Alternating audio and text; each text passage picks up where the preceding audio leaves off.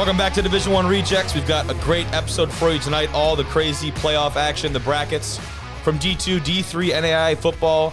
We'll have Schwarzler on later. We'll have Jimmy Martin on and talk D3 ball. But tonight, for the most part, at least in the beginning, myself, Kobe Manzo, and the man himself, Trevor Lee, is back tonight. I'm back, on, dude. I'm excited. Back, yeah. I'm really excited to talk about this. Certainly have some grievances with the way that the playoffs are organized a little bit in D2. I know a lot of teams. Snubs. Yeah, I know a lot of teams. One team really deserved to be in my opinion. Yes, and we will certainly get to that. All the snubs, all the first teams out, but more importantly, all the teams that made it, right? All the teams out of the 4 super regions in Division 2.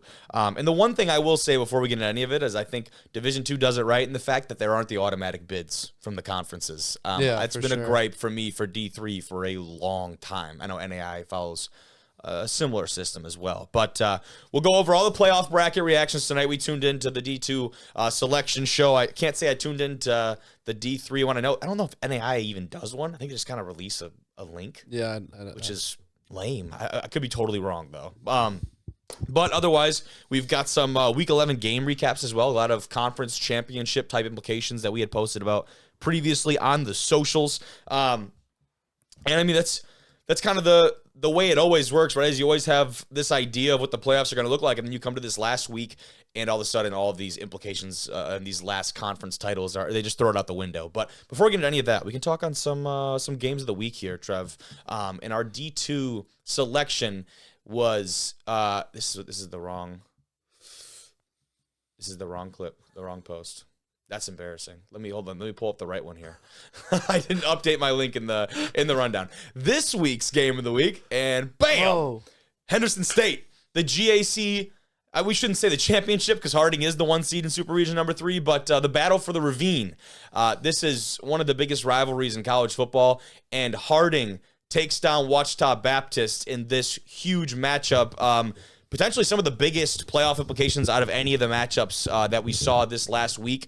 Ouachita's defense had been one of the better ones in the country, and for for Henderson State, the Reddies to put up 31 against them in the nationally ranked squad was huge, and that ended up propelling them into the playoff picture. So now, we'll take a look at the bracket and what it looks like for them, but this could be the first of a lot of wins for a Reddies team that, outside of Harding, has had a really perfect season. They'll be ready. Shut your ass.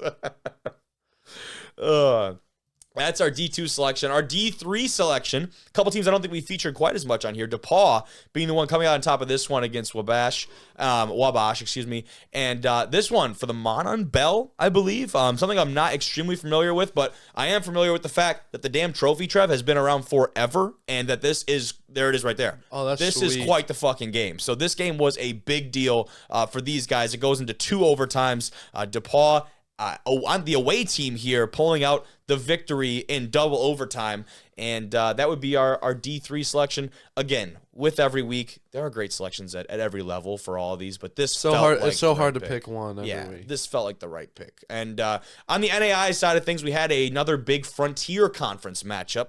The first logo there, you might not even know who that is, because I'm not very familiar with their squad. I am now. I need the Shaq meme. Montana Tech. Yeah, okay. Isn't that that one coach that went viral with all the quotes? With all the quotes. Isn't he Montana Tech? That was him. That's how I recognized it right away when I saw your post. But Montana Tech takes down Carroll, and Carroll's been a part of a couple huge matchups. I mean, they were in one of our Game of the Week selections just a few weeks ago when they took on College of Idaho. That conference is one of the juggernauts right now in the NAIA scene, along with conferences like the GPAC and those kind of held in that regard. It makes sense, though, because if you think about it, like out west there's not a whole lot of other football. Yeah, absolutely. There really isn't. Absolutely. You have it's so sparse out there. D1 presence is D1 presence is good. D2 you have Western Oregon, Central Washington. That's it. I think that's it. And is there still Lincoln in California? That's right. Lincoln, California. I believe you're correct. And that might be it on the west side. That might be it. And then NAIA side of things, there's definitely a much larger presence. Yeah, right. That's what I'm saying. Yeah, so it fits in a lot more. We've seen some really good teams come out of this conference, so that seemed like kind of an obvious pick. The comment right there, you can see Concordia over number 3 IDub was a better game. you could certainly make that case. Concordia playing with their backs against the wall. I saw that on Sunday. I didn't even see it on Saturday. Yeah. Saw it that morning. I was kind of shocked. Oh, my God. I was shocked. Like, I know Concordia's they're a great team. But yeah. I was shocked. No, I was too. That was a game I did not see going that way. Schlorzer and I had talked at least a little bit about that one. But what a dub for the it's Cardinals, right? The Cardinals. Yeah, Cardinals. That was huge. But we can jump into before we get. I should say before any of this, if you want to fast forward to any part of the conversation, I usually lead with this. I forgot to use the chapters on YouTube, right? Use those chapters, fast forward to any part of the conversation you want to. They'll be listed on Spotify, Apple Podcasts, wherever you're listening as well. Be sure to follow us on the socials and subscribe on the YouTube to get the highlights from the show. But before we get into any of that, we're going to go and talk about these D2 playoffs, man. And I guess we'll kind of mix in like the Week 11 results with the actual playoff pool as opposed to doing one at a time. So, without any further ado, I guess, man, here's the bracket. Let's just jump right into it, and you go the 4-1 seeds.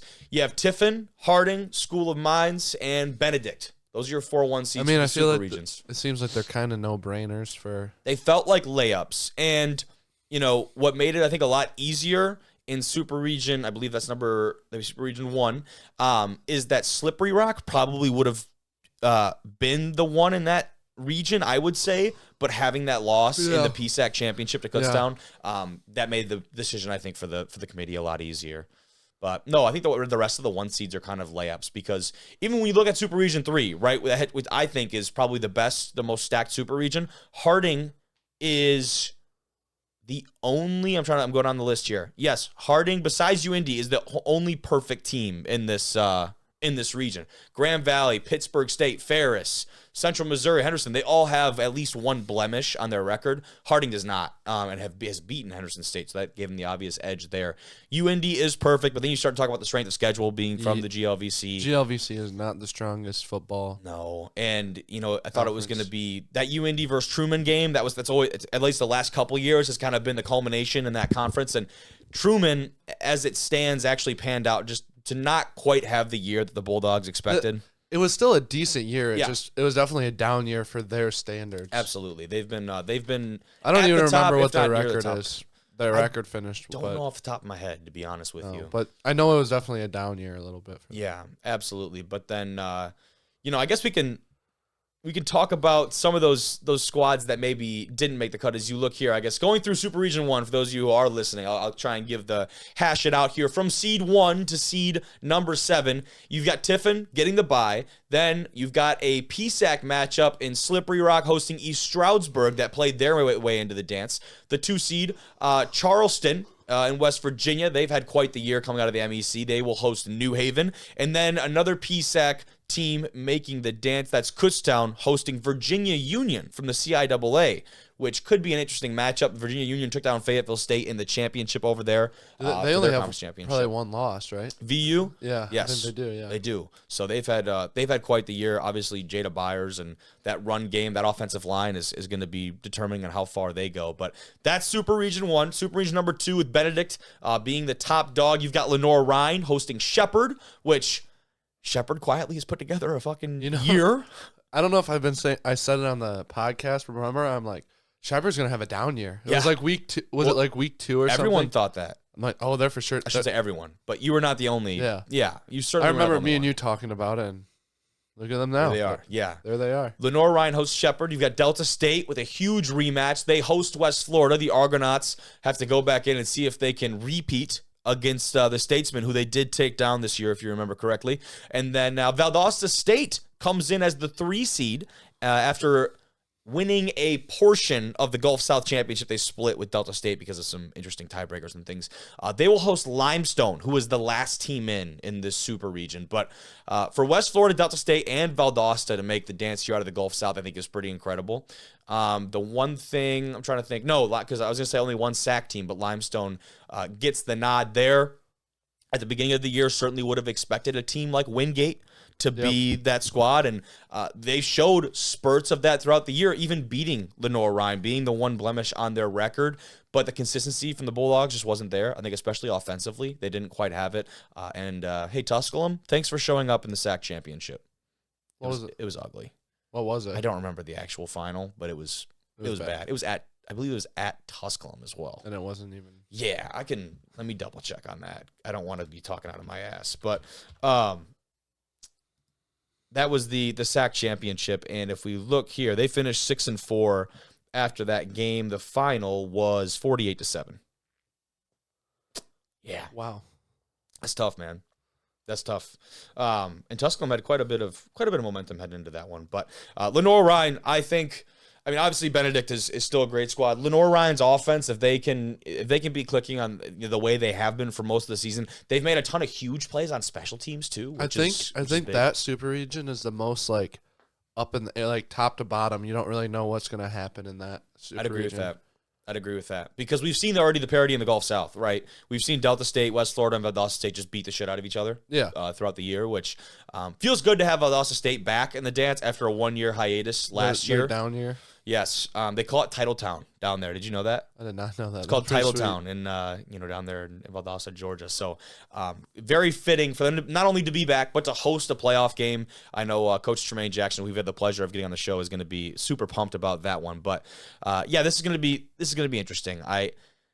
We can go back through and talk some picks, I guess, in a little bit. But moving forward to this third super region, and in my opinion, I still believe, and we could call us biased because we're GLIAC guys, but I think this is top to bottom the best region in the bracket here. And it all starts with Harding, the team that refuses to throw the football. But I love it. They love. I always joke. I say they're my boys at Harding. Do I know a single Harding player? No, I don't. But I just love watching the way they play. Dude, they're incredible. It's so sweet. That's like the best testament of a great football team is you know what you're getting yourself into, you know what you're gonna have to go against, and you still get your ass kicked. Doesn't matter. Yeah. I love like it. Every team knows exactly what's gonna happen. Yeah, their defense I don't think gets as quite as much credit as well because their offense has been putting up some pretty staggering numbers. The reality of it is, if you run like the flex bone and the triple option, you have to have an insane defense, or a very good defense, because you can't come back if you're losing. Really, that's absolutely correct. You can't come back from a deficit when you have absolutely that type correct. of offense. Yeah, because there's no air raid to fall back on. No, you have sustained drives. You want to have 7-8 minute drives. Like that's your goal with that offense. A team quite opposite of that at the number 4 seed there, Central Missouri. That would be so. If if Central Missouri wins, and then they play Harding at Harding, talk about opposite. Yeah. Talk about like the number 1 offense in Division II right now, the Mules, man, with Zach Zabrowski, we had the pleasure of having on here just a little while back. He's been putting up video game numbers. The former Southern Illinois transfer who came in there, didn't even know he was going to be the starter at the beginning of the year, and then they had one of their quarterbacks go down. He steps in, and now he should be on the cover of the D2 Madden. If you're, it seems like he would be the Harlan Hill frontrunner. I don't believe that semifinalist list or anything has been released yet for the actual finalists for the awards. You can expect that guy to be on that. He's led that Central Missouri team to some great success. Their only loss on the year being at Pittsburgh State, who they lost by like 3 points or something crazy. They ran through a really stacked MIAA conference through teams like, Fort Hays State has put together a decent year. Emporia State, Nebraska Kearney, Northwest, who is not in the dance, you'll notice. And they were not even really the first team out either, with 4 losses on the year. Yes. The next MIAA team would have been Missouri Western, who had all the chance in the world to be on this graphic, dude. They lose in overtime to Missouri Southern this week. We're not going to call it the D1R curse. We're not going to call it that. But there might be a slight truth to it. Oh, that hurts, man. It hurts because I really enjoyed the conversation we had with Jonas on here. But man, that Central Missouri team is going to be a lot of fun to watch. They will host Henderson State in Super Region number 3, which is a great matchup. Obviously, most of these are. Let's get down to the next one, though. Grand Valley State, the 2 seed, they'll host Ferris State, who I believe was the 6 in this matchup. I will never understand why this can happen. And that's what I was just going to get at. Yeah. I just don't. I think it's ridiculous, dude. It's awful, and especially if the NCAA was smart, you would not have that game as a first game. Man, no. You want to make more money? Yes. Have it be a second or third game. Like who? Like I get it. Yeah, maybe they're supposed to align, but change it. I don't care. Damn it, you're the. If you want to be smart here, make more money. At this point, you're the game maker. This is the Hunger Games. Yeah. All right. There's no fucking rules. You can go put the toxic fog in one corner or strike lightning on the clock. You know how they do that shit. You need to pull some shit out here and make this not happen in the first round because this is ridiculous. It's going to be a fantastic football game. And you shouldn't just have a rivalry the first week of the playoff. I just think it's stupid. I was talking with our athletic director, Rick Comley, here at Northern Michigan earlier today because earlier tonight we had this watch party for the women's soccer, and he said that one of the rules hockey-wise is that you cannot play someone in your own conference in the first round. That should be a rule for every sport. That. Yeah. I love that. I mean, the best example I think I can use, too, you talk about the FCS scene, where I've talked about this before on the show, but the fact that North Dakota State and South Dakota State can play for a championship at the FCS level, and they're both in the Missouri Valley. They're the two best teams in the country. Yeah. Why the hell should they play in the first round? I'm not saying these two are the two best teams in the country, but damn it, it's close. Yeah. It's close. I would bet good money that if Ferris played anyone else, or if they don't play each other, they're both winning their first game. Yeah. So, I mean, this would be a matchup. Obviously, you'd love to see in like a quarter or semifinal. Yeah, even, exactly. But, and it doesn't ever happen. I don't love it. And that's what, even looking at the other side in Super Region 1, Slippery Rock and East Stroudsburg. Like, come on, man. Like, at least give us Kutztown and Virginia Union. That's a matchup. That's an interesting matchup. Two teams that don't know much about each other. There's a Gulf South one, too, isn't there? Yeah, Delta State, West Florida. Yeah, those are rematch. rivalries, too. Yeah. I think you got to find a way to not do that. No, I don't understand. Or at least limit it as much as possible. Yeah. So I'm not a fan of it. What I am a fan of is that game's going to be electric. I think that's it's going to be awesome. Ridiculous. I mean, it's a rematch. It's literally a rematch from last year, and Ferris came out on top in the playoffs. Grand Valley, I mean, I think you can both attest to it. This Grand Valley team is better than last year, I think by a large amount. 100%. They're more deep. Like, it doesn't feel like there's any weak points on that team. Their depth is incredible, and I think that's something that's going to carry them a long way. That being said, there are some other great teams that have all those same features, right? Oh, yeah. And, something that's interesting to me, and, man, I got to clear it up there a second, but when you talk about in the past, I think a great example, you talk about this GLIAC or NSIC kind of like Big Ten-y football, right, where it's ground and pound, especially when you get into November and December, you're playing these meaningful games. I remember Tyson Bagent and Shepherd having to come up and play at Ferris State in like the quarterfinal or semifinal or whatever it was, right? And Ferris dominated because their offense, their air raid style offense, you know what I mean? Like, they weren't running the ball extremely well. They weren't very physical in the trenches, but they were very talented. Ferris just had their way with them. Or I remember it was 2 years ago, Ferris and Grand Valley played in the playoffs, and it was a snowstorm. Yes. And I remember that year Grand Valley threw the ball a lot more than on a typical year that they do. They just they threw the ball a lot. And Ferris, they don't have to throw the ball. They can go a whole game like Harding. They wanted to. They could go a whole game without throwing the ball and be totally fine. And that's what intrigues me about this pool, and that's where I kind of wanted to go with that, is that, out of your region, you have a team like Harding that it does not matter where the fuck that team plays. They're going to show up. They're going to run their shit. Their defense travels. Their rushing attack travels. Yeah. Those boys are ready to play wherever, whenever. Even you look on the other side of the bracket, who comes out of this Super Region 1? Is it a team like Tiffin? Is it a team like Slippery Rock? I also feel like that's the weakest of the Super Regions. It could be. In my opinion. Yeah, I can see it. I see just like top to bottom. Yes, there's some very good teams on there too. Yeah, but I think top to bottom, it's not as strong as before we give the big picture, let's finish out kind of the spots over here. We haven't even got to the last one yet. Pittsburgh State and UND. This to me might be one of the more one-sided matchups. I see Pitt State handling UND, and I might be thrown in an edit after the game goes the other way. I don't think it's gonna happen. We've seen it before with UND. Like, they play in the GLVC, and once they play. Like, I just remember regular season last year, UND went to Saginaw, who wasn't even a playoff team last year, Saginaw Valley. And they were like the number, 7 team in the country at that point or something? Yeah, and got their ass kicked. Yeah. So I just think, and it's something against UND, they just don't play against that competition. Yeah. And for me, I think a big part of it, too, is when you look at their out-of-conference schedule this year, Trev, they go through GLVC play, and their closest game... is this the right? Yeah, this is the right year. Okay, I thought I had the wrong year pulled up because they do have the one loss to McKendree. I remember that game. Yeah. Which, by the way, I forgot about that earlier because I said no. So there's no team in this part of in this region besides Harding that has a perfect record. So you have the one loss to McKendree in the conference. Their out of conference schedule. That's where you start to stack up, and we were kind of ripping on them right there, but for not scheduling out of conference. Hillsdale, Wayne State, and Saginaw Valley.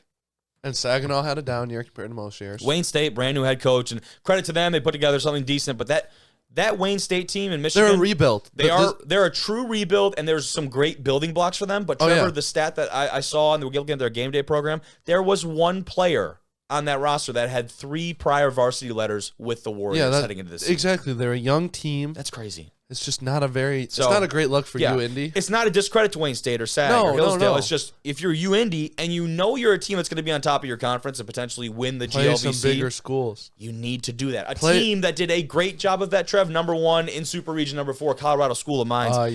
You look at their record, they open up with potentially an early candidate for Game of the Year against Grand Valley, winning on that last-second field goal. Then they go and play Angelo State, who at the time was a top 5 team in the country, had their way with Angelo State. And then you get into some more quality wins for them. Western Colorado, the 2 seed, that comes up. They dominated the Mountaineers in a way that not a lot of people expected. Yeah. And then you have wins, obviously, like CSU Pueblo and some of those things that you mix in there in the RMAC. But CSU Pueblo was good this year, too. I mean, they got snubbed. They didn't get snubbed. I feel like they had a couple more losses than I thought. They kind of trailed off at the end of the year. I'd actually be interested to see. I don't remember what their final... well, I know they lost to Western Colorado. They lost to School of the Mines. They lost to Grand Valley. Yes. And I'm going to guess they might have had one more loss. That's it, actually. They finished 8-3. Yep. That's crazy to me, too, sometimes. You play 3 playoff teams. Yeah. That's it. Three.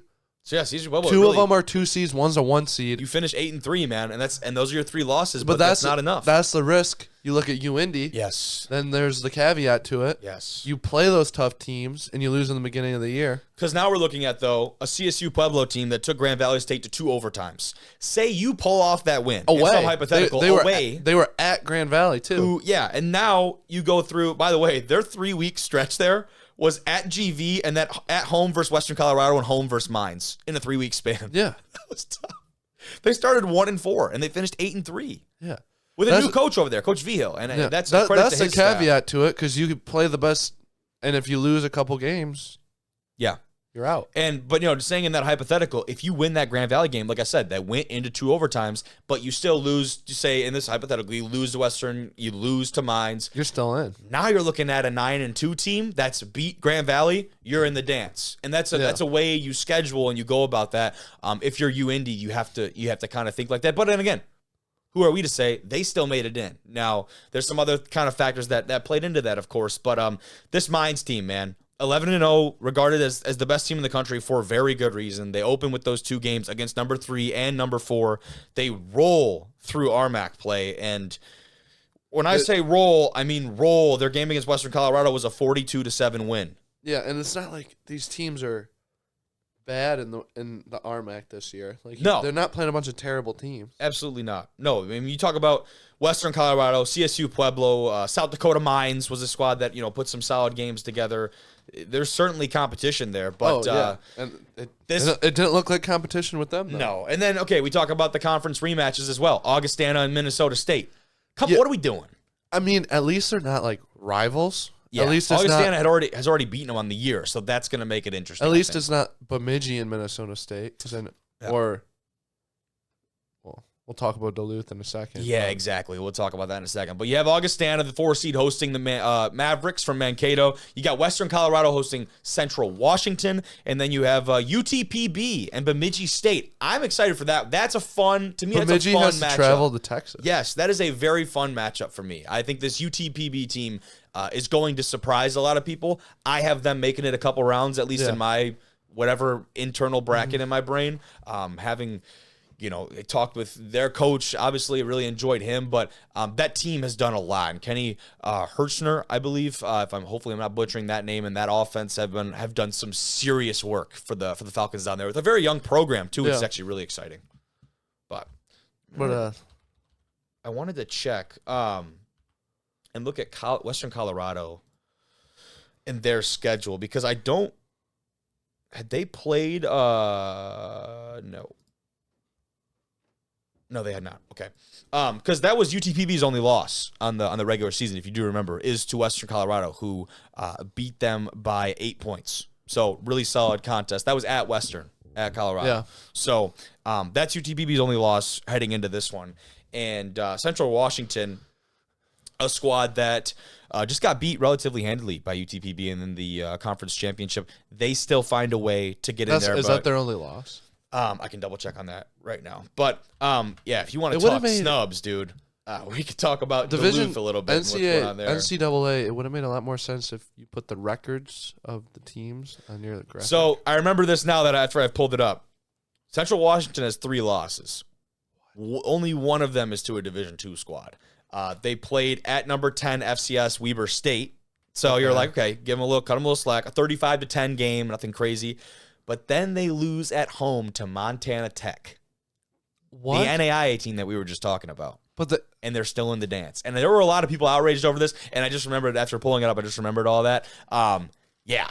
So you can certainly imagine when a team like this gets in with a 7-3 record and you've got Minnesota Duluth from the outside looking in. That's ridiculous. Certainly going to raise some questions. And we played week 1 against Minnesota Duluth. They were, without a doubt, a playoff team. Oh, yeah. And they found their stride, man. That offense with Jasper. Jasper. You couldn't find a defensive player in the NSIC that was willing to just go and lay his body out on that guy, man. Holy Their cow. offense, both sides of the ball, they were good, too. Yes. Offense and defense, they're just... It felt like a playoff team. Oh, right? For sure. Duluth felt like a playoff team. And if we look at their schedule here, you just talked about how Central Washington had 3 losses. This Duluth team's 9-2, man. And those 2 losses, you have one to Wayne State, which really hurt them at Wayne. And then the other one, a 7-point loss at home against Bemidji. And that was really the kicker. But they didn't have a chance to play Augustana this year, which is huge because Augustana obviously went to outright win the conference. But they did just close this last week by beating Mankato. And that's really what hurts, obviously, the relevancy, the recency bias. Seeing Mankato to get in here as a relatively high seed as well. When you talk about, I know it's an at-large, whatever, but like they're all at-large. But seeing them get in ridiculous. Right after you beat them Central Washington, they lost to an NAIA school and they still got in. Yes. And I'm not bashing NAIA, but yeah, realistically, D2 is a higher level than NAIA most of the time. Yeah, and that for a playoff team at both levels shouldn't happen. No, you're gonna see upsets from D3 teams beating NAIA teams, D3 teams beating D2 teams, and vice versa, all that stuff. But it's not a top 25 D2 team and a top 25 NAIA team and the NAIA team winning. That shouldn't happen. It's a D3 team that's at the really top and a bottom D2. We have a little experience. Yeah, we might have seen that before. We might. I might have been a part of a game. Hypothetically, I don't remember. Pretend I don't remember. Yeah. No. But like that shouldn't happen. A playoff team should never lose to NAIA school. A part of looking at this part of the bracket in Super Region 4, half of the teams playing first round games are coming in off a loss. Wow. That's not the way you want to enter the playoffs, right? That is crazy. You put Mankato on there, Central Washington, and who's Bemidji, because they got beat by Augustana.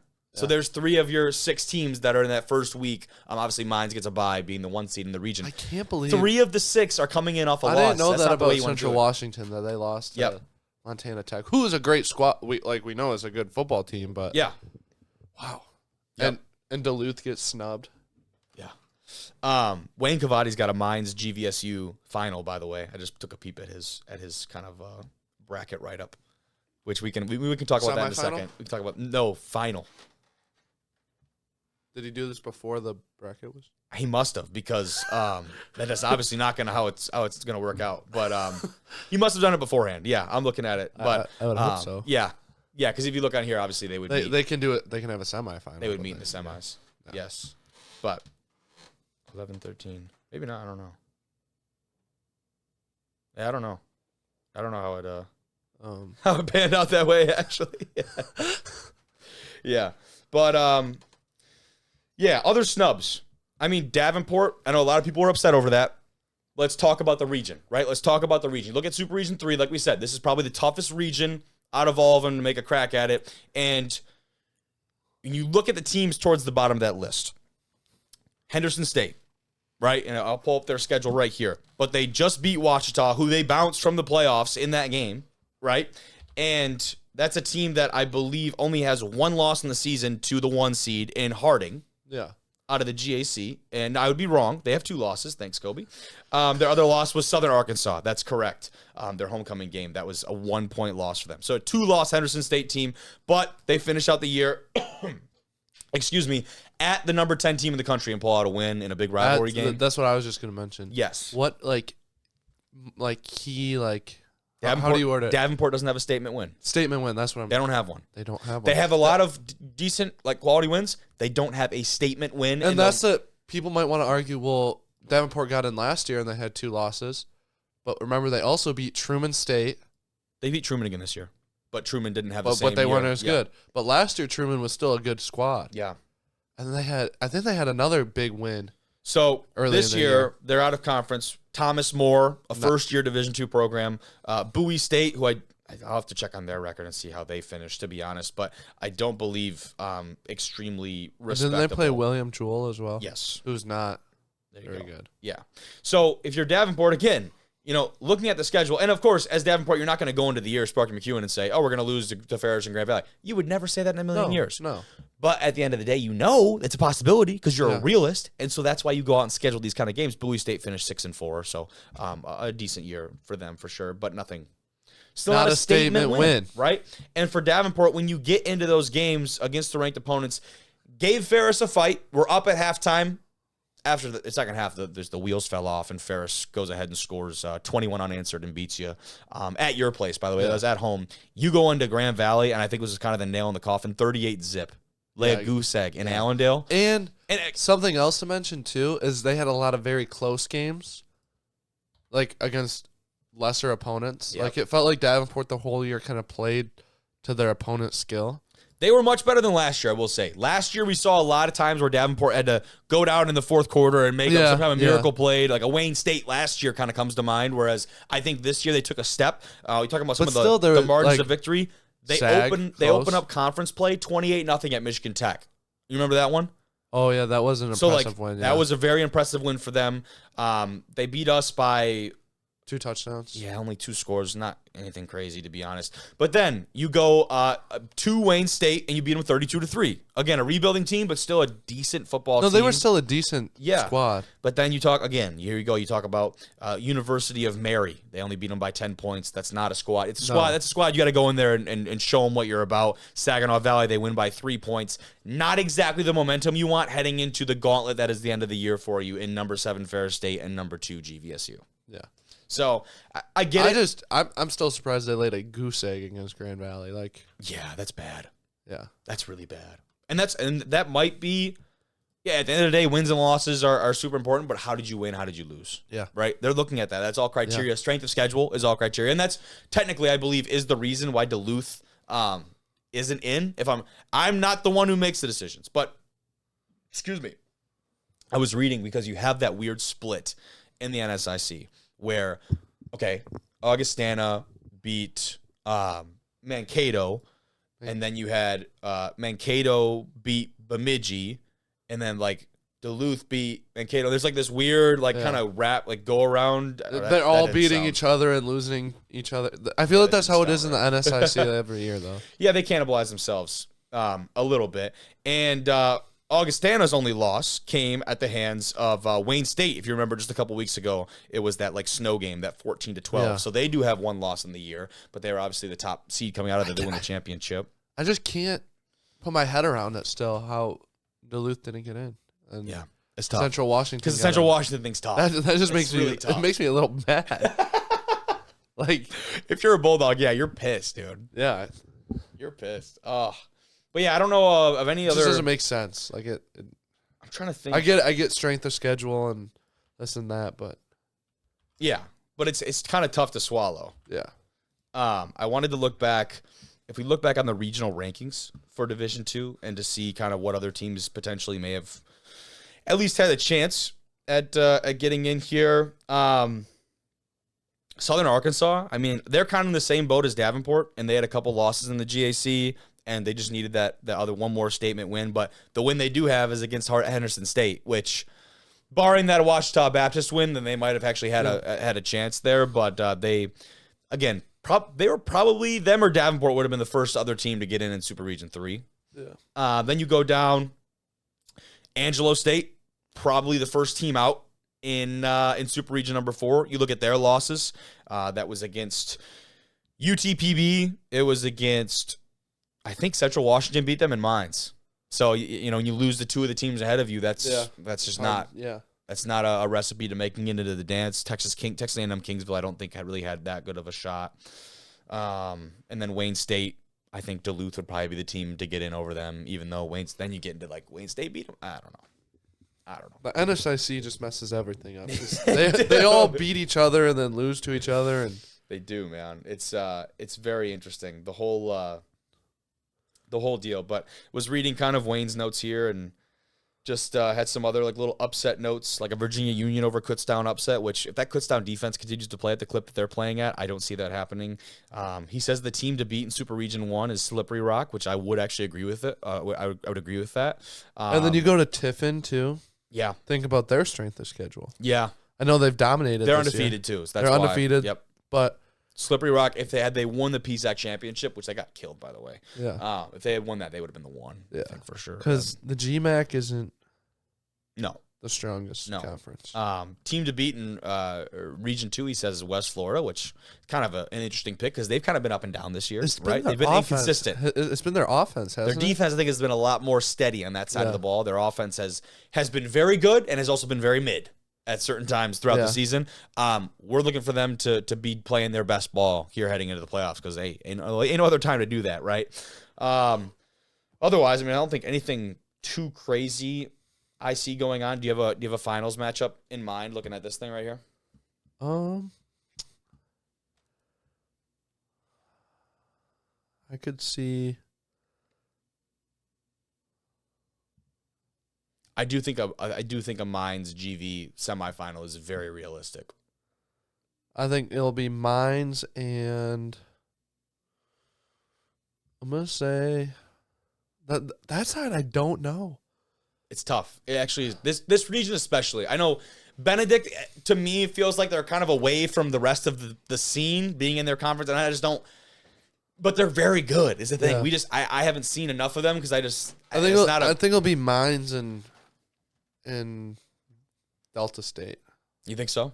I think if Delta State beats West Florida, they're going to be on a roll. I take the winner of this one right here. You can't see my mouse on the recording, but Delta State West Florida is going to be a very. I don't think anyone up in the is that Super Region 1. Yeah, I think Slippery Rock. I think Slippery Rock makes a run here. I think what they've been able to do offensively, with an asterisk next to that PSAC championship game, what they've been able to do offensively is very impressive.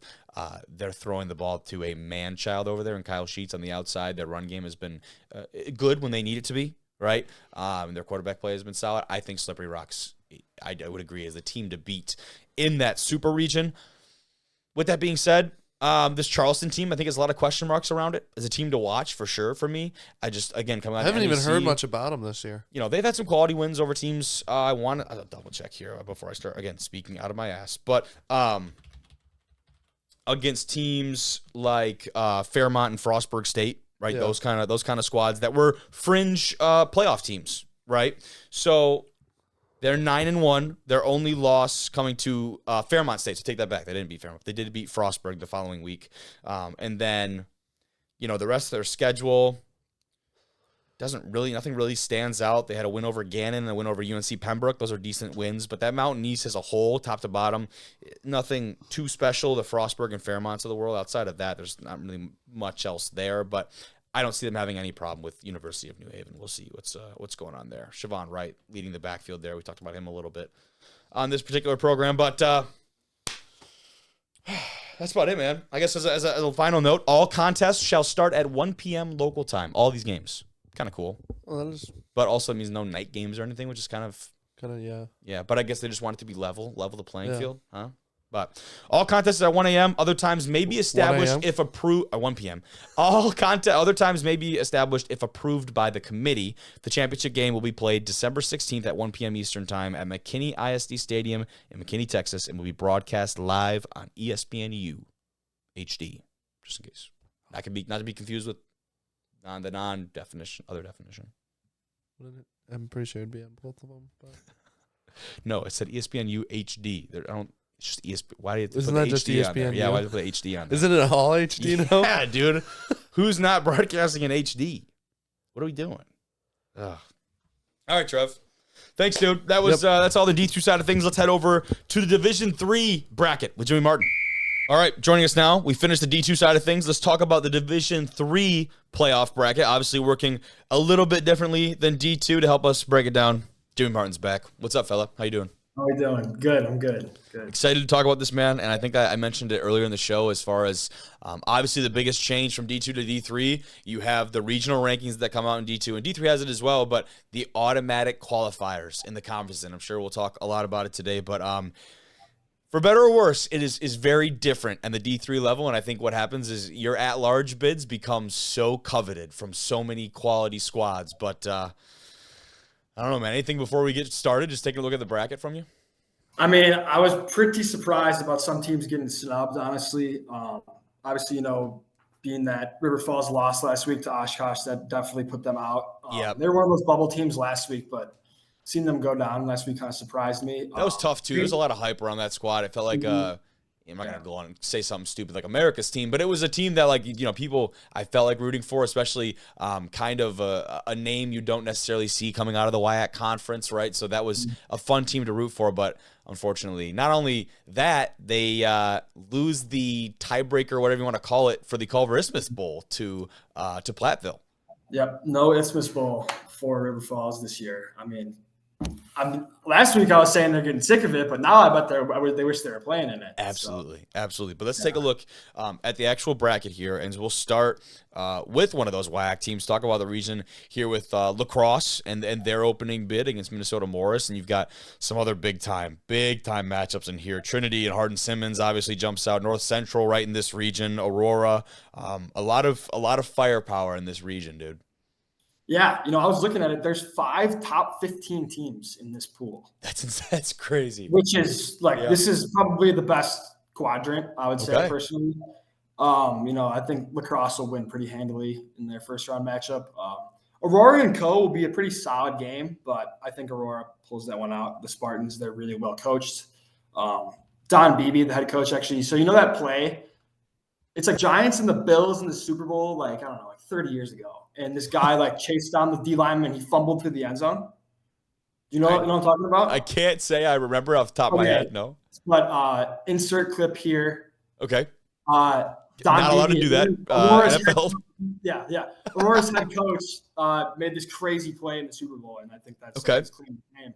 So Aurora definitely looking to make another run. They went to the Final Four last year, so hopefully they can keep pushing. And then obviously Battle of Texas, Trinity and Hardin Simmons. That's going to be a beauty of a game. I think that's the one I'm kind of looking at here in this bracket. That's going to be the closest game, I would say. Okay. Man, oh man, I'm gonna have a hard time picking this one, but I gotta roll with Hardin Simmons. I gotta roll. First time. Another really feel good story, right? Obviously, because you have UMHB is not the top dog in the ASC this year, so them coming out of there had a chance to talk with Galen, and after that, I'm immediately a fan because he was just awesome. But that team, a very feel good squad, and for all the right reasons, because they're a damn good football team. You talk about Wisconsin La Crosse. Well, who was the one team to knock them off earlier in the year, right? So this is a team that has some really statement wins, specifically in this region. Trinity certainly not to be taken lightly. This is one of probably the best teams in Division III football. I think by all people kind of agree with that. But then we'll talk about snubs here in a little bit. If you remember who the one team to knock Trinity off was, they're actually not in this picture. In St. John's. Unfortunately not. Yeah, I was going to say actually because St. John's football account tweeted something today. They're pretty bummed about not getting in, and rightfully so. I mean, they're number 16, 2-loss team, but I mean, when you lose to Gustavus, you're not helping your chances. I mean, a 1-loss St. John's team only lost to Whitewater gets in, but they lost to Gustavus. So, yep, that's definitely the one that had them knocked out. I know some Some people have talked about Co-College as well and them getting in there. I mean, their only loss is to a Wartburg team that we've seen has been pretty dominant this year. Yeah. And, you know, I think a big part of the question, too, was their strength of schedule, which admittedly is not anything crazy. But what they did, what they are supposed to do in those kind of games, they only lost to Wartburg by a score.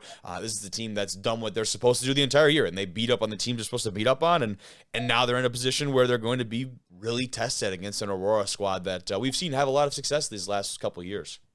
Yeah, I mean, that's going to be a tough game for Co. But like I said, it's going to be a pretty close game. But I think Aurora might pull that one out. But I don't suppose you have a proposed winner of the North Central game down there. I'm going to have to go with the Cardinals in this one. North Central, surprisingly, though, they're not a 1 seed, which I thought was pretty interesting. That was one of my notes to talk about. More than interesting. Yeah, I mean, being that they've won 25 games in a row and they didn't even come close to losing this year. I would assume the strength of schedule probably hurt them a little bit when it came to seeding. But I don't know, reigning champion, undefeated. I would have put them as a 1 seed personally, but that's why I'm not on the committee. So. Yeah. This Belhaven team, I think, has opened a lot of people's eyes. They had 2 losses last year in their conference to Huntington and Maryville, but have bounced back this year for sure.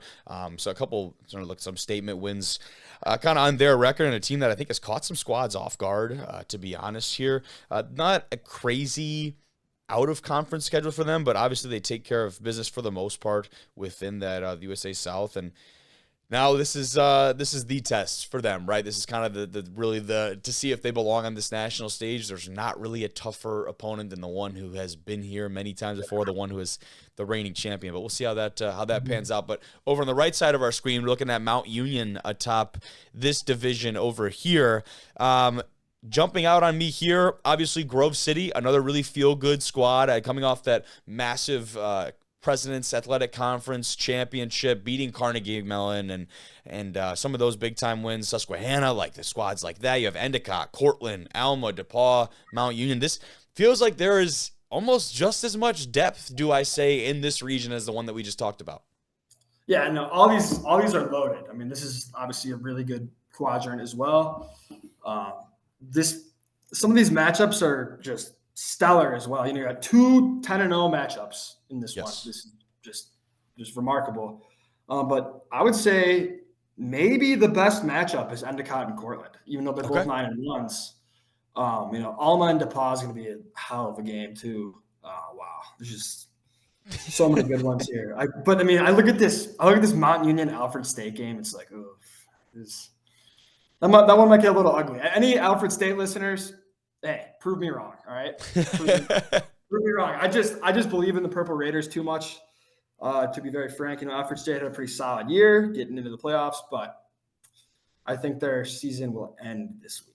Yeah, and I think the thing is here, too, is like we talked about, in one of the regions in Division II, there were half the teams playing in the first round in that region were coming into the playoff off a loss. And you just don't see a lot of that here. You see teams with some really good momentum. Alma had a statement win over Albion this last week in the MIAA. DePaul with a huge rivalry win in 2OT versus Wabash. And then you go Cortland, who takes down Ithaca in the annual Cortica Jug game. Grove City and Susquehanna are just rolling in their respective conferences, and these teams, Mount Union obviously in the OAC has yet to be even faltered. These teams are all coming into this with a ton of momentum, and so I think it does make it for the most part kind of harder to pick, because all we've seen for the most part these teams this year, outside of 1 or 2 blemishes, is just them rolling in their respective conferences. Yeah, and honestly, having a veteran quarterback like Braxton Plunk in Mount Union, I think they are on their way to the national championship game. They're my pick from this pool of 8, as well as their side of the entire bracket. I think the team that's going to give them the best game, I'd say maybe Randolph-Macon, maybe Endicott. I mean, there's a couple pretty solid teams here, but I think Mount Union rolls their way into the championship game. So, fair enough. I mean, we can stay on that. We'll stay on that side then. We'll stay on that side and talk about some of these squads in the lower part of at least that side of the bracket. And Johns Hopkins is one that obviously sticks out. Delaware Valley has, even though they've won, not coming into this with the momentum I think they want to have. Looking at Louis Barrios, one of our D1R athletes over there, he struggled in their last outing, very much so, and that offense has struggled, at least here a little bit. Now, they have won their 6th consecutive conference title in a row. Like, they have been dominant within that conference. Can they do it out of the conference against a Union team that has put a lot of people on notice? I don't know. Ithaca, kind of in a very similar situation. I believe a 2-loss Ithaca team who is coming off of a massive emotional loss in a rivalry game. So now we're looking at some teams that maybe don't have the same momentum coming into these positions, but still, I mean, it's going to be a lot of great football, but I just don't, in this region, those first 2, I do believe, have a lot more potential contenders maybe than outside of Johns Hopkins in this one. Yeah, you're absolutely right. I mean, like I said, there's definitely some parts of the bracket that aren't as strong, and this is probably one of them. I think looking at all these here, I think Delaware Valley squeaks one out versus Union. Johns Hopkins will probably handle Western Connecticut pretty well. I think that'll be a pretty solemn victory, maybe like a 14, 20-point win. And then I think Ithaca pulls one out against Springfield. I know they're considered the underdog because they're a lower seed, but I think this is a pretty damn good football team.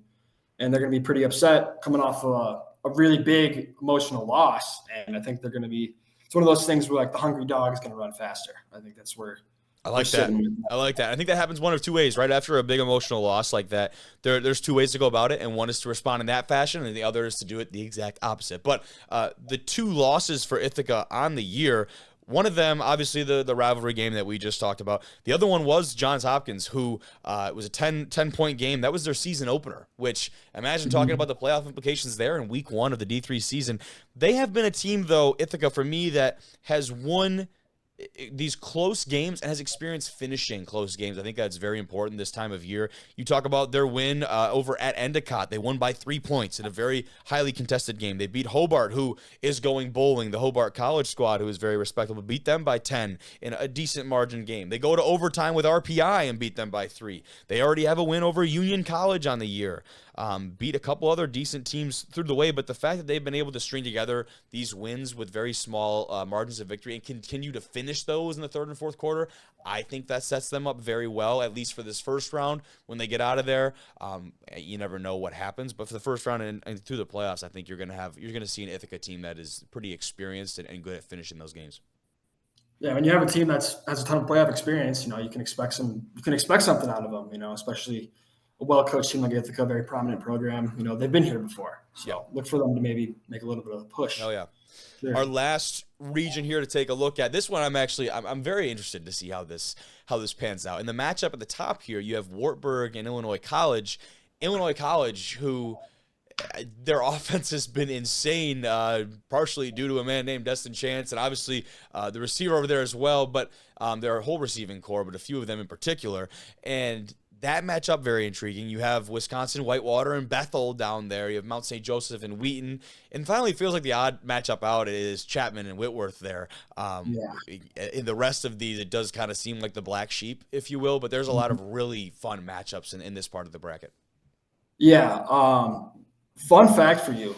Not even that, just a miraculous fact. Okay. Illinois College has the leading passer and the leading receiver in the country. There you go. And they were both our players of the week just a few weeks ago. We had to do a co-player of the week award because the two of them put up such ridiculous numbers. It's Destin Chance and Connor Brunstein, I do believe.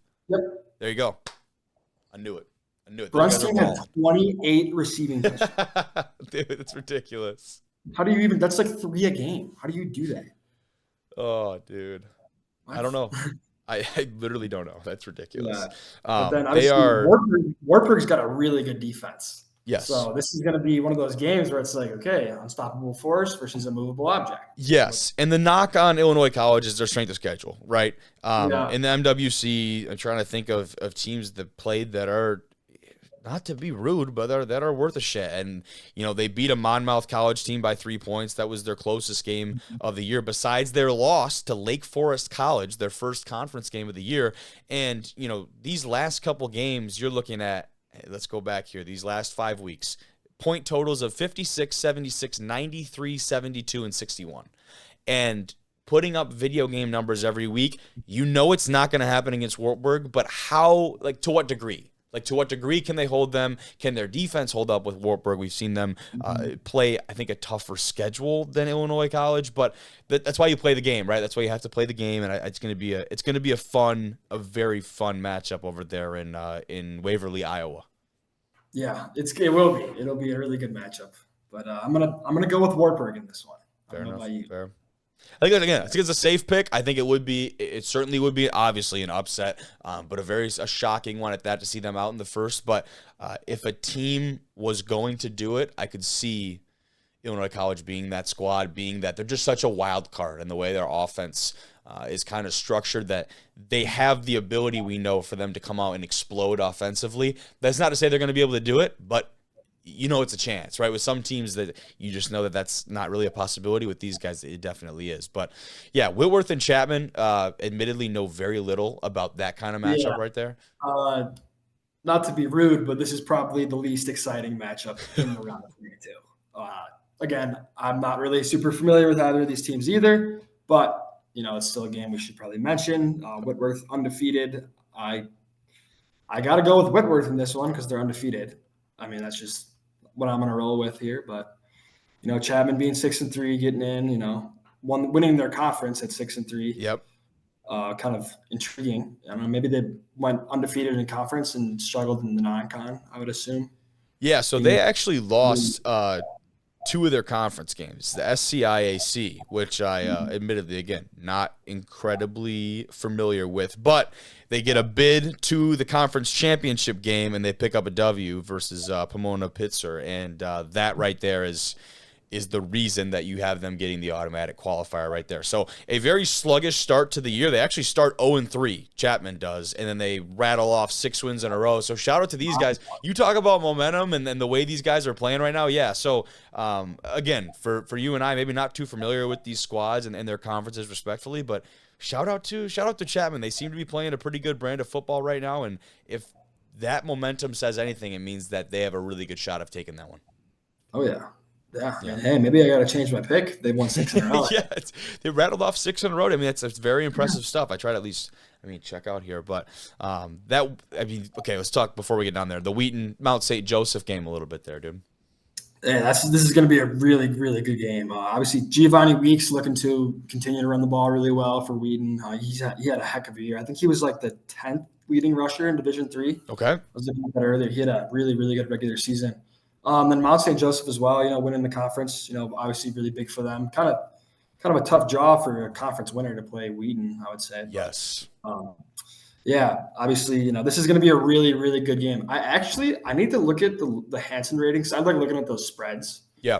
Kind of want to see what he has for some of these games, but I'd be very curious. And I think with Wheaton too, you look at their CCIW play, they're perfect outside of the North Central game, which, all things considered, was not a bad outing for them, 54-35 against a team that we've seen just be on the kind of the upper echelon of Division III football here. But what intrigues me too is they start the season against UW Oshkosh and pick up a quality out of conference win. Oshkosh had a couple statement wins on the year. Certainly not a pushover squad. You saw them in person. So you have that solid out of conference win anchored by an almost perfect conference record, albeit a loss to the number 1 team in the country.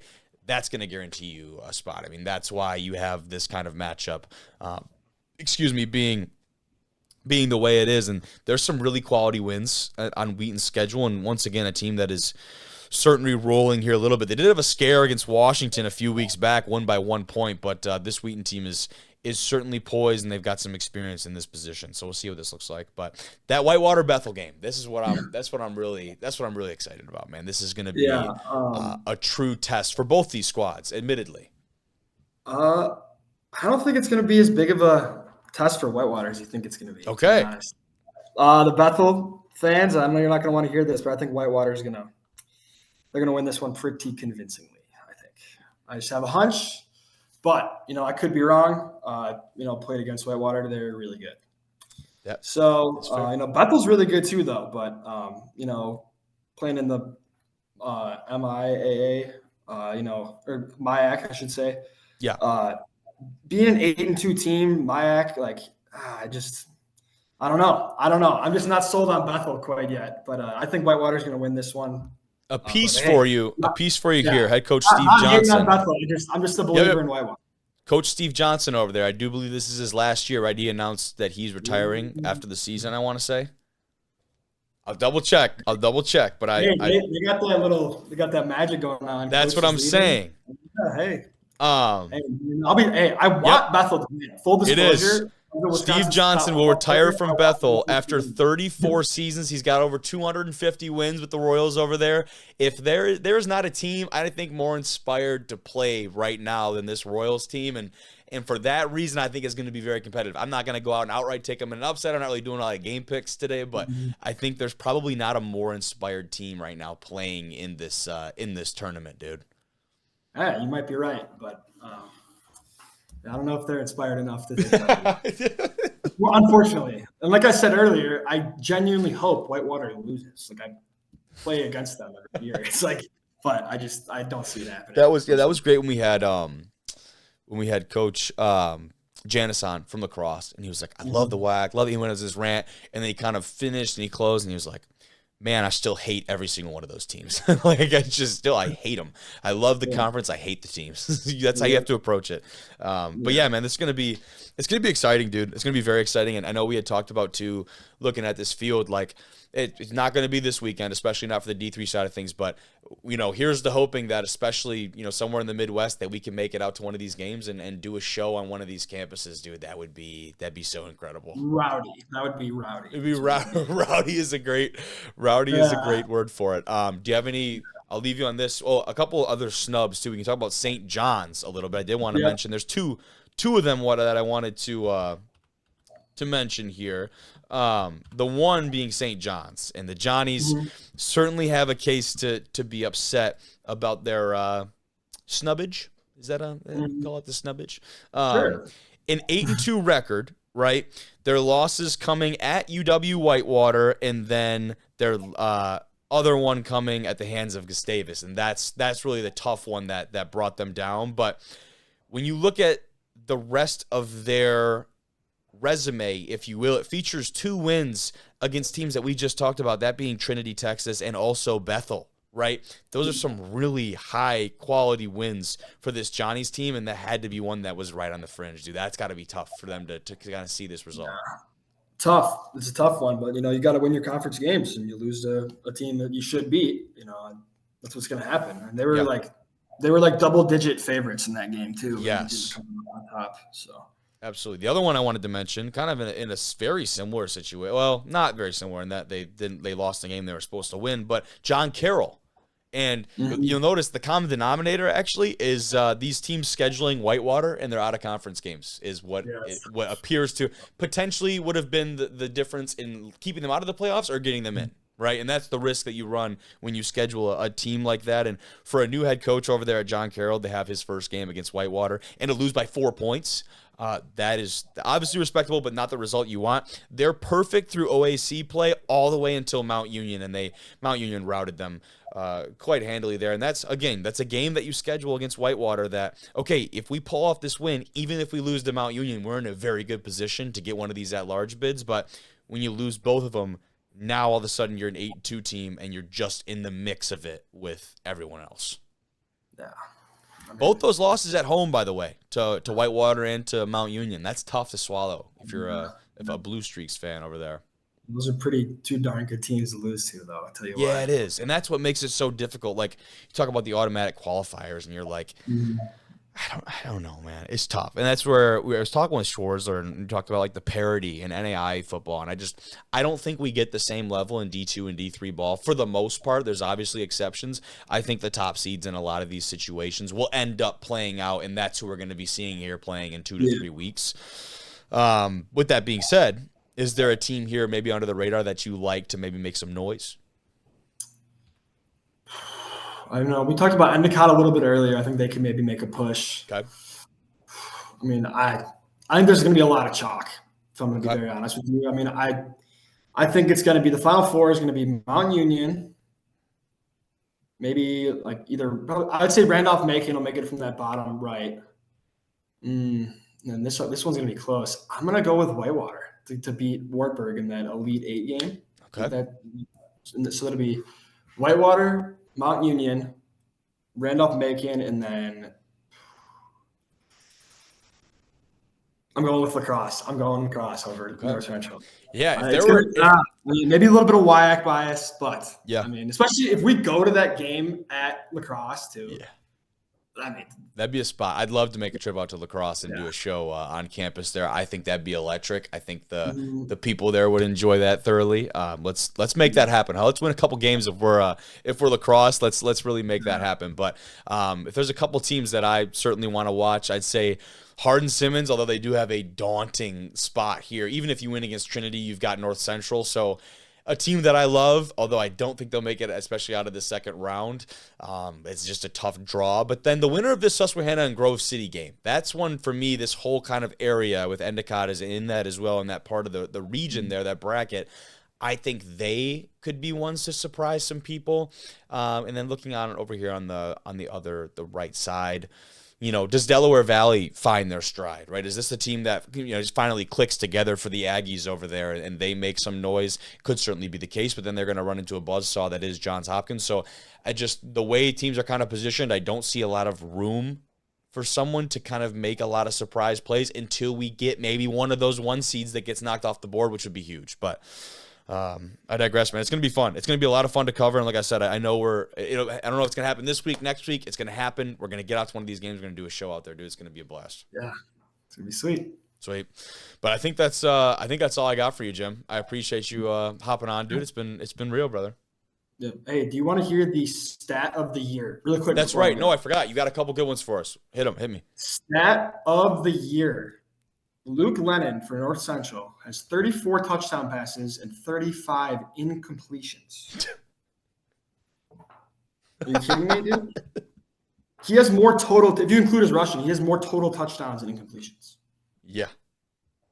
It's ridiculous. There was another stat. It's just absurd. There was another stat that I'd seen on him in particular, and now I'm not going to be able to find it. Oh, here we are. All right, I'm just going to pull it up. We'll pull it up here and just react to it right now. And it says, you can see it, the FBS single-season passing efficiency record is 207.6. Only 3 FBS quarterbacks have ever broken 200. The NCAA record is 230.4. NCAA record. North Central quarterback, we just talked about him.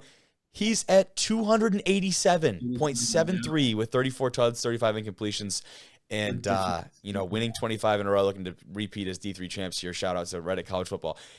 How about that, dude? That is insane for him to finish off the regular season at that mark, playing as efficiently as he does. And this is most part, it's only the first half of games, right? Where they're blowing all these teams out. So keep it up, Luke. Like, that's fucking ridiculous. I don't know what else to say.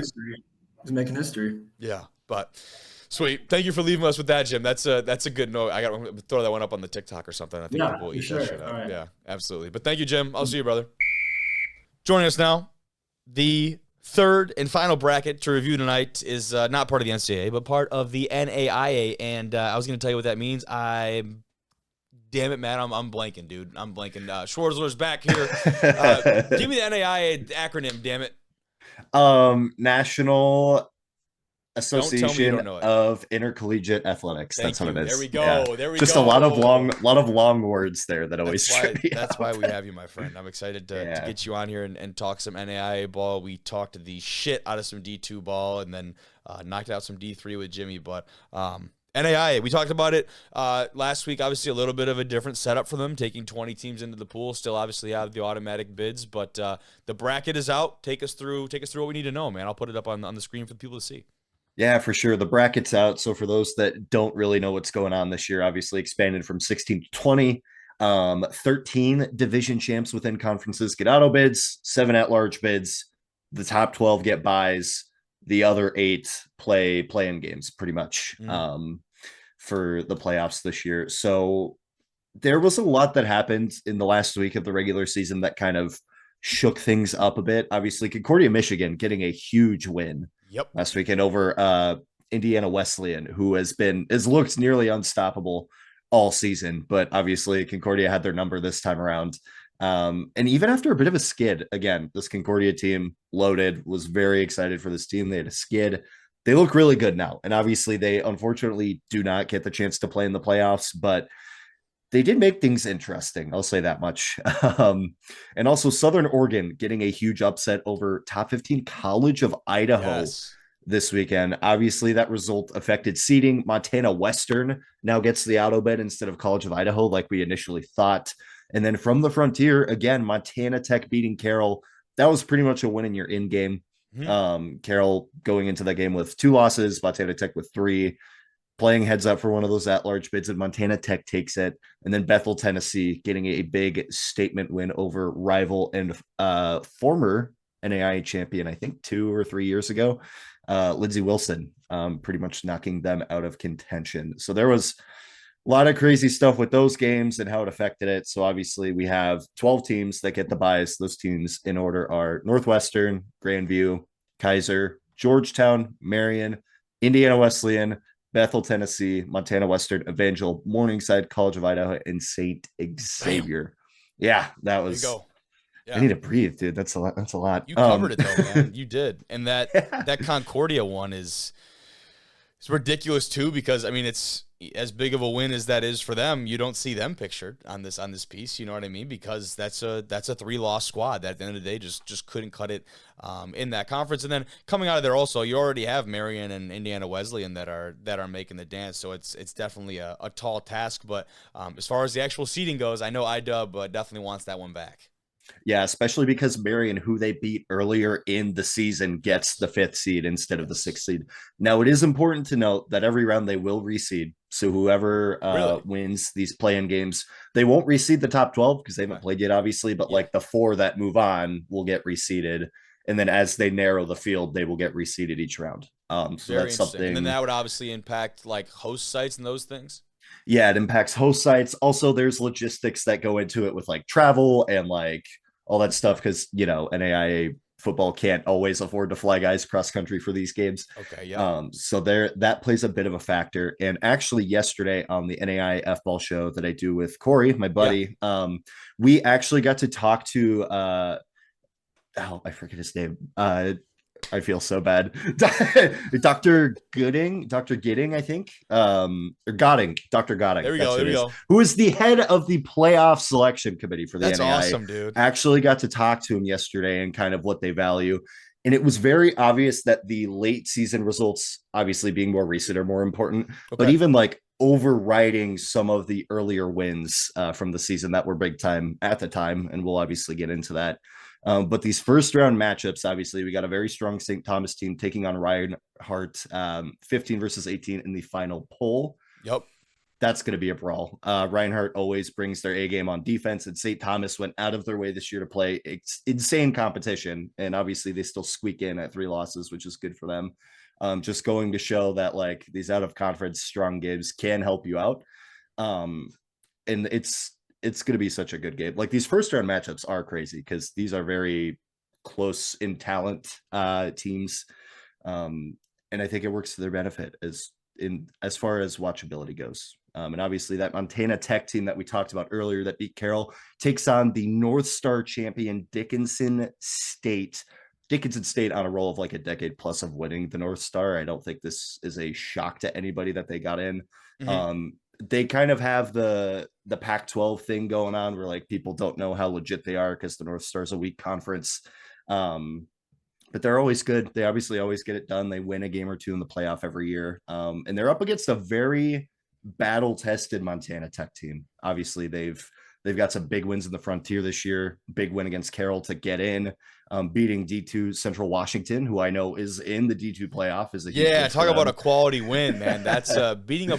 And Trevor and I mentioned it earlier and talking about how you're going to have parity every year and that there are going to be some really good D3 teams and NAIA teams that'll take down Division II squads. That's going to happen because there's parity on these levels, right? But typically the way you see it, and as someone who has spoken from experience, getting beat by lacrosse this year, you look at a very good lacrosse squad and a very bad Northern Michigan team, and that's typically where it happens. There's a little bit more to it than that, but that's typically what you see. What you don't usually see is a team that does that, has that result, and make it into the playoffs. Like there's, especially the D2 level, there's only 28 of them that even get into the dance. Yeah. So for that to be the case and for Montana Tech to have that win, I don't know how that really gets determined, because I know on the D2 side of things, they don't take into account those upper level results. So take for Ferris State, for example, you go and play at Montana. That's going to be taken out of your consideration, I guess, on the D2 specific side of things. So I guess I don't know if you're for sure about how that works in the NAIA side of things, but it's always interesting. It's still a quality win. For sure. I think because Montana Tech didn't get an auto bid and we're in the at-large pool, they do take that into account, because obviously you are taking all the factors you can to rank those teams that didn't win their division, for who gets in next. And even if you weren't, I'm using air quotes, right? Even if you weren't what they did. Yeah, what they did. You know what they're capable of. I've never understood that a little bit. Yeah. It's people, dude. It's not bots. Exactly. Yeah, no. I mean, either way, Montana Tech got in, so it's not a conversation we have to worry about, Absolutely. thankfully. But yeah, this is the next game in the first round is super interesting. Okay, so I'll paint the picture here. We got 14 Dordt versus unranked. You'll notice that Ottawa, Kansas is unranked. This Ottawa, Kansas team, who won their division over Kansas Wesleyan in the because of a head-to-head win in the KCAC, is 6-5. This is a 6-5 Ottawa, Kansas squad, and this is like a good 6-5. Like they're battle tested. They've obviously won the important games like they had to. Don't want to take this away from them, but this is certainly the weakest team to get in the playoff by a wide margin. And obviously that win over Kansas Wesleyan to put them ahead in the standings, that's pretty much the only thing carrying the resume right now. And this was a team that we thought could make some noise in the KCC, which they obviously have. They made the playoff. But kind of a sleeper squad that we weren't sure what to expect. Certainly didn't expect them to come out and beat Kansas Wesleyan to get in. And they're going against a Dordt team who loves to run the ball, run the triple option. Dordt has a huge win over Morningside this year for the first time, I think, ever in Dordt football's history. They beat Morningside. Which is just insane to even talk about. But yes, both these teams wear black and yellow. Both these teams run the ball a lot. If Iowa football scares you, this is not the game for you to watch. I, however, as a football sicko, I will be watching this game no matter what. I will be there no matter what. Gonna be just an absolute slugfest that's probably setting the game of football back a half century. But regardless, it's still gonna be good. It's gonna be a fantastic game. Ottawa obviously in a position where they could prove that they do belong. Obviously they could shut the me's of the world up, talking about how they might not deserve to get in or they might not have the resume. So excited to see it, but obviously Dort's a very strong team. The last first round matchup we have is 20 ranked Baker versus 21st ranked Louisiana Christian. Very good Louisiana Christian squad that gets in, obviously getting the auto bid of the Sooner up there, which is good for them. And then Baker out of the Heart South, I believe, is the direction they play in. I can't correct you on that one. Yeah, I there's so many, and then they're like the KCAC has name divisions. It's just that I was looking at that the other day because I remember specifically mentioning Ottawa before. Coming out of that conference in a way that people did not expect them to, and even before they took on the Wesleyan, being in a position to where this was a potential possibility was kind of just not fathomable. So I looked into it a little bit, but it's definitely hard to keep track of over there. Lots of directions, lots of names. I have a hard enough time remembering what NAIA stands for, and I played it. Opened with there's too much in my head already. I don't need it dead correct. But this is a good Baker team that I've been high on all the year. Their worst loss is the closest anybody's played Grandview all year. They were within a couple scores of Grandview, which is impressive in and of its own right, the way that team's rolling. So those are the first round matchups. It's going to be a lot of good football being played. But obviously with the playoff, you talk about teams that did not get in, and until you open the field to literally every team, you're always gonna have the conversation.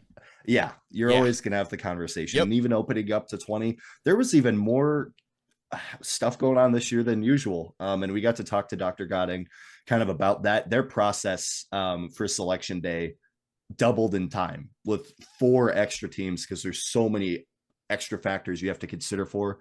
And honestly, if you look at the NAIA as a whole, there's about 30 teams that you could make a case belong. Obviously, you have your top 20, but 5 to 10 teams that are kind of looking at this we compete in this.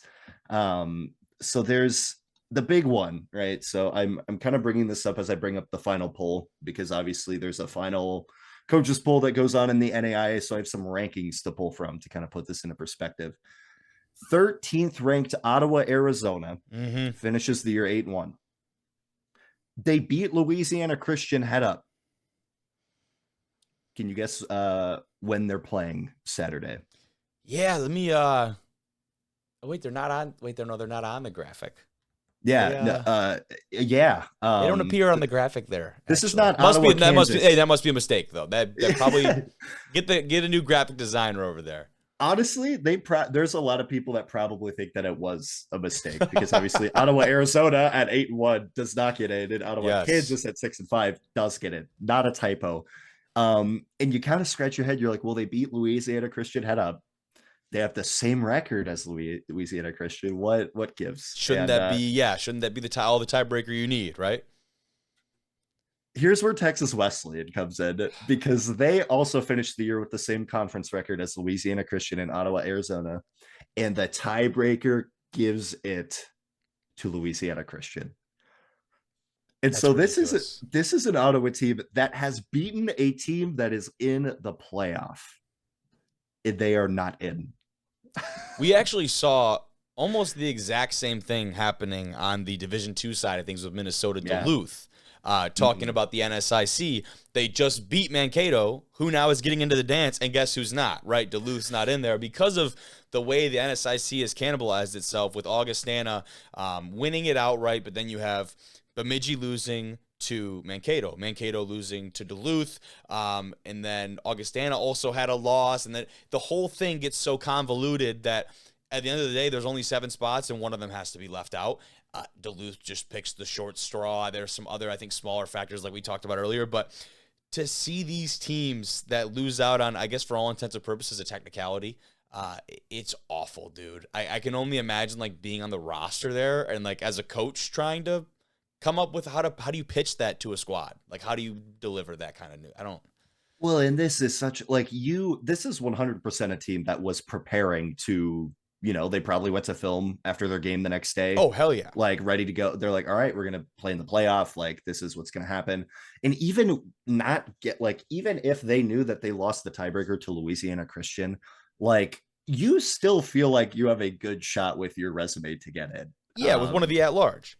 Yeah. And the fact that they don't get it is just crazy. Obviously, like ranked 13th in the final poll, you're 7 spots from what should be the cutoff to get in. Yes. And obviously the poll and the selection's a bit different in all forms of playoff football. Like, you know this, but absolutely. You just look at it, kind of scratch your head. Another one so that is the obvious one. These are more like you could make a case for, but like you can also see why these teams got left out. Lindsey Wilson at 7-3, you look at a 3-loss team. A couple of them got into the playoff, but obviously like, okay, this Lindsey Wilson team, who have they beat? They don't have a lot of top ranked wins, which is like, okay, that makes sense.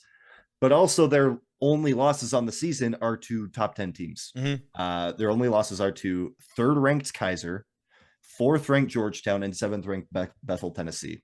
And a lot of these were like competitive games. Obviously they played Bethel last week, like to close the year out, in what was an absolute brawl.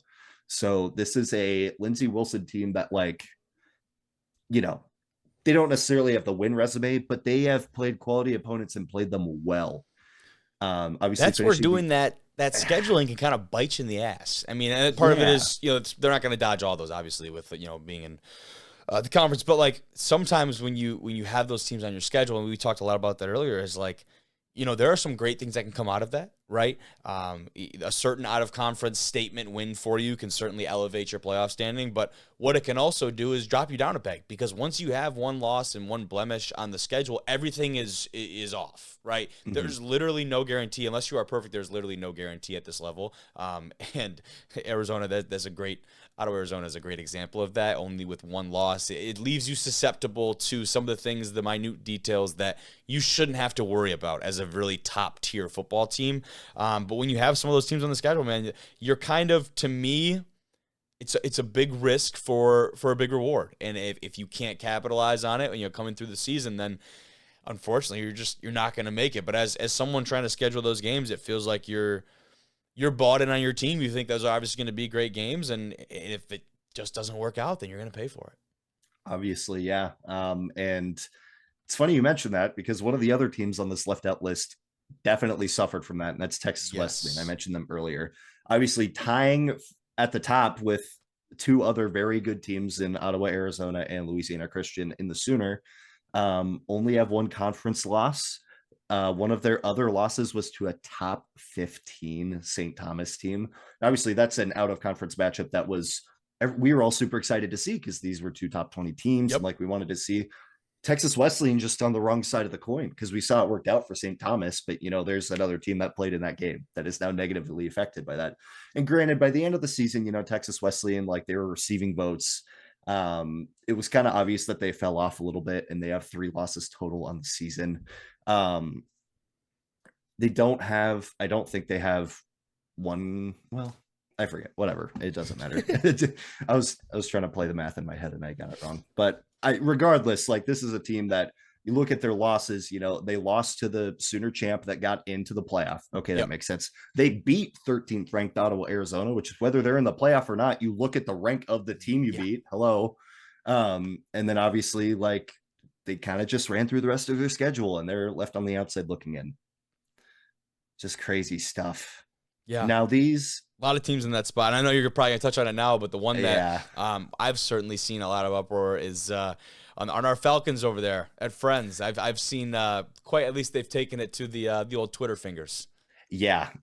Friends is definitely on this list at 9-2. Obviously they lost to an okay Kansas Wesleyan team who, wasn't ranked at the end of the season, but was certainly like a good team. They always are.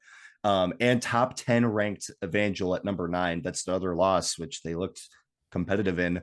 And not to mention, the last 3 games on their schedule, they didn't even have a late loss. They won the last 3 games by at least 49 points. Gosh. All 3 of them. They absolutely boat raced who they had to play, like, at the end of the year, and they ran up the score, and they still could not squeak in. And, like, this is actually something interesting that Dr. Godding brought up when me and Corey kind of asked him about it, because obviously Mid-American Nazarene, who I'll touch on, is another team who went 9-2 and looked really good this year and had some good wins. And it was interesting to hear him say that sometimes with the teams that are not established, to necessarily make a case to bring them in over teams that have been there before. Which, now we're having an interesting conversation. That hurts a little bit. Okay, and this is like a first year thing for Friends. This is the first year that they have been good and had sustained success like this.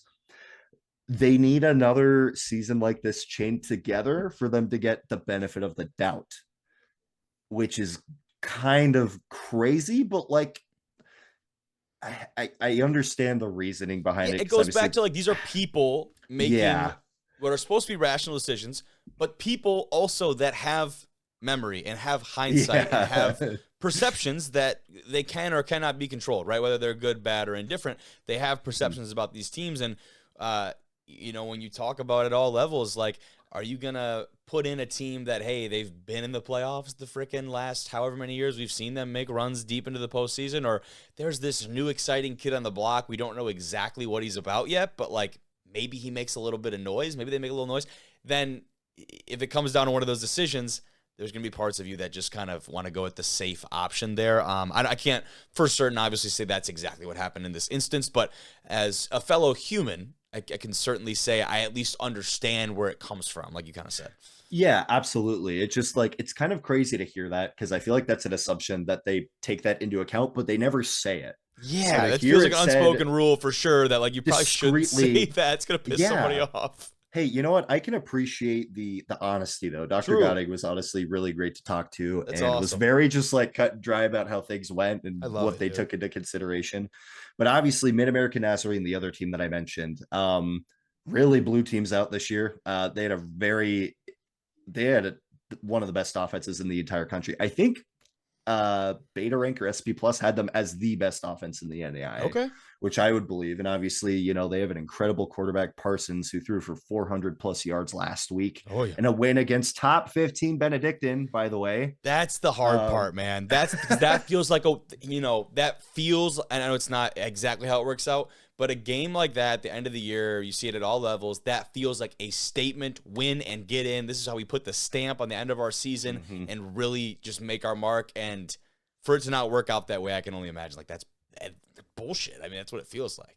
That's what it feels like. And Benedictine, another team that did not get in, had a solid year, but, you know, they lost their last game of the season, had 3 losses. They don't, you know, they really feel like that they kind of biffed it by losing their last game, but I don't think they're super shocked that they got left out, excuse me. And Made American Nazarene, obviously, they've lost to Baker, who is in the playoff. And like, this is just a really good football team, and they're getting the Friends treatment right now. Because obviously this is another team who, like, they've been building for a couple of years, but they haven't been up to almost in the playoff. This is year 1 of that for them. The Friends treatment. That's good. I like that. Yeah. It's frustrating because, like, obviously you want to build your program to be good. It just feels like such a ripoff that you have to wait. You have to do it again, basically, to. Yes. Why does it feel like the penalty they're giving like a James Madison?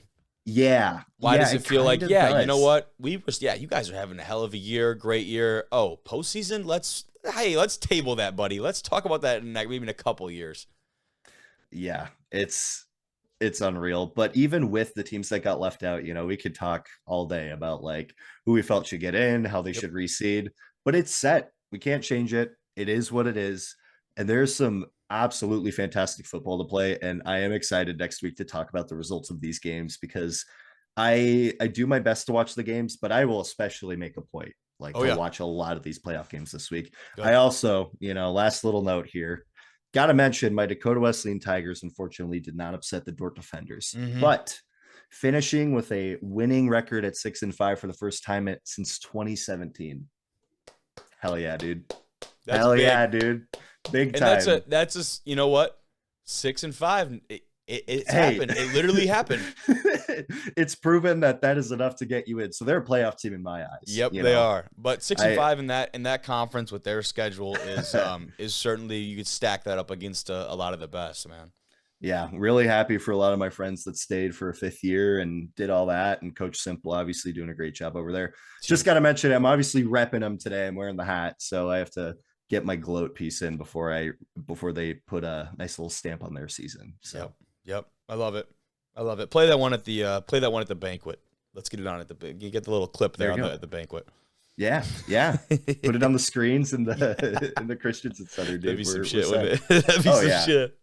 Just dude. No, but no, there's gonna be a lot of great stuff. What are the probably a couple of teams that seem to be, at least in my eyes, a cut above the rest? Who is that for you, and why? Why do you feel that way? It's Northwestern and Grandview right now. These are the two teams that have just absolutely rolled through everybody.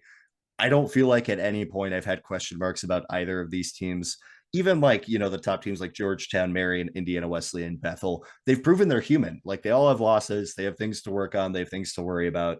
I've never looked at Grandview or Northwestern this year and be like, oh, well, maybe they, no, like they are as good as ever. And I might have put Indiana Wesleyan in kind of that category before this last week. Yeah. Right? I feel like they had been playing at a consistent clip against some very good competition. We see a couple teams on this list that they put down, teams like St. Xavier, teams like Marion, even some other solid squads inside of that conference. But when you do have one blemish and you have one hiccup, all of a sudden you're still in the dance. You're still very much a part of it. But yeah, I don't think a lot of people see them on that same upper echelon as those two squads that you talked about.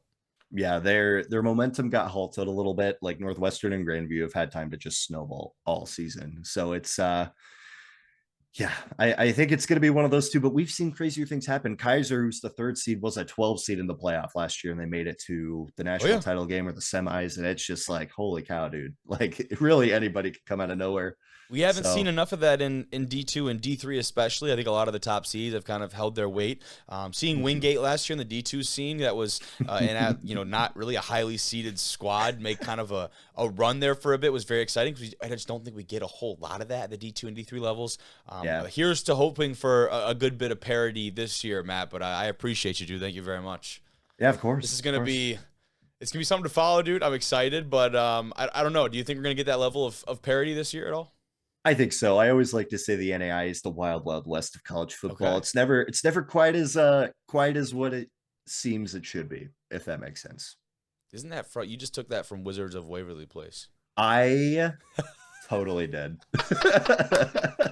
I'm like, where do I know that from, man?